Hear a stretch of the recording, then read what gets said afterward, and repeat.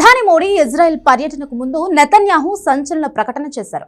Global politics ను శాసించే కూటమిని తెరపైకి తెచ్చారు.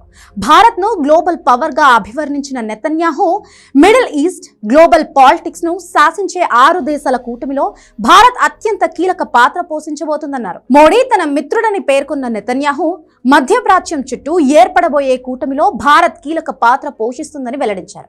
ఫిబ్రవరి 25 నుంచి ప్రధాని మోడీ ఇజ్రాయెల్లో పర్యటించనున్న నేపథ్యంలో నెతన్యాహు చేసిన ఈ కామెంట్స్ తీవ్ర చర్చకు దారితీశాయి. ముఖ్యంగా భారత్ ఇజ్రాయెల్ శత్రు దేశాల్లో న్యూ అలయన్స్ మోస్ట్ డిబేటబుల్ ఇష్యూగా మారిపోయింది.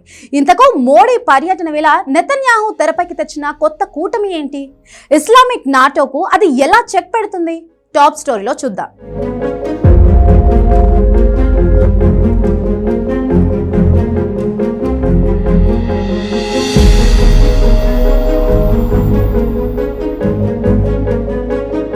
హెక్సాగన్ మిడిల్ ఈస్ట్ చుట్టూ 6 శక్తులతో నెతన్యాహు ప్రతిపాదిస్తున్న సంచలన కూటమి ఇదే.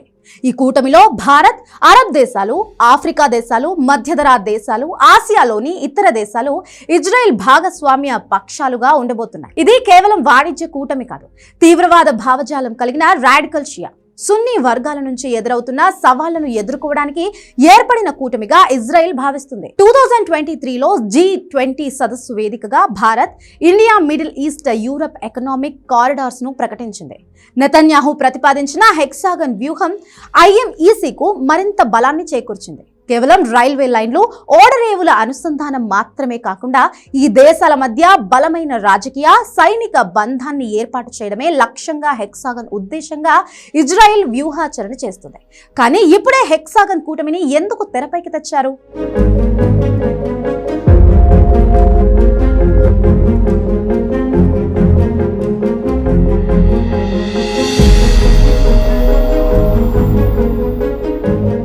సౌదీ అరేబియా, పాకిస్తాన్ గతేడాది సెప్టెంబర్లో రక్షణ ఒప్పందంపై సంతకం చేశాయి.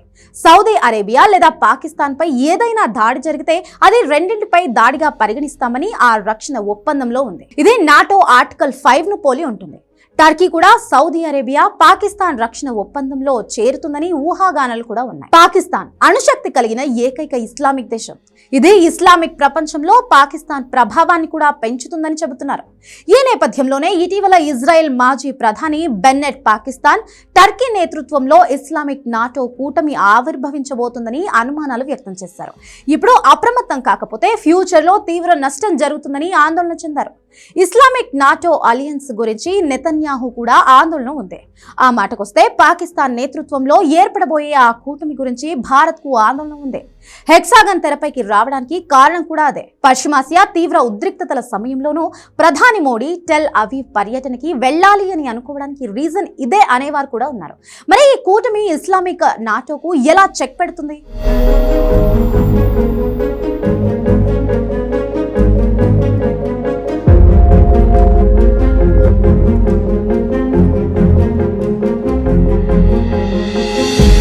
హెక్సాగన్ కూటమిని ప్రధానంగా 2 శక్తులకు వ్యతిరేకంగా రూపొందిస్తున్నారు. మొదటిది రాడికల్ షియా గ్రూప్. ఇరాన్ నాయకత్వంలోని హెజ్బుల్లా, హౌతీలు వంటి వాటికి లెక్క సరిచేయడమే దీని లక్ష్యం. రెండోది టర్కీ.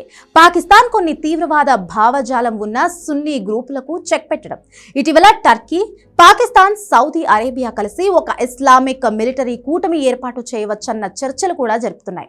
నెతన్యాహు షడ్భుజి కూటమి దీనికి ఒక శక్తివంతమైన సమాధానంగా విశ్లేషకులు చెబుతున్నారు. హెక్సాగన్లో 3 రకాల రక్షణ కవచాలు ఉన్నాయి. మొదటిది భారత్, ఇజ్రాయెల్ అధునాతన రక్షణ సాంకేతికత. రెండోది India middle east Europe economic corridor ద్వారా వ్యాపార ప్రయోజనాలు. మూడోది గ్రీస్, సైప్రస్, UAE వంటి కొన్ని అరబ్ దేశాలను కలుపుకోవడం ద్వారా అంతర్జాతీయ మద్దతును సంపాదించుకోవడం. దీనిలో భారత్ పాత్ర ఎందుకంత కీలకం అన్న ప్రశ్నకే వస్తే, పాకిస్తాన్, టర్కీ వంటి దేశాలు కూడా కూటమిగా ఏర్పడితే దాన్ని సమర్థంగా ఎదుర్కోగల ఏకైక దేశం భారత్ అని ఇజ్రాయెల్ నమ్ముతోంది. అంతేకాదు భారత్ కు అరబ్ దేశాలతో మంచి సంబంధాలు ఉన్నాయి. పాకిస్తాన్ ఇస్లామిక్ నాటో వైపు వెళ్తే భారత్ ఈ హెక్సాగన్ ద్వారా వారిని వ్యూహాత్మకంగా ఒంటరి చేయగలదు. అందుకే ఇండియాను గ్లోబల్ పవర్ అని కీర్తించారు నెతన్యాహు. మరి ఈ పర్యటనలో హెక్సాగన్ గురించి అధికారిక ప్రకటన వస్తుందేమో చూడాలి.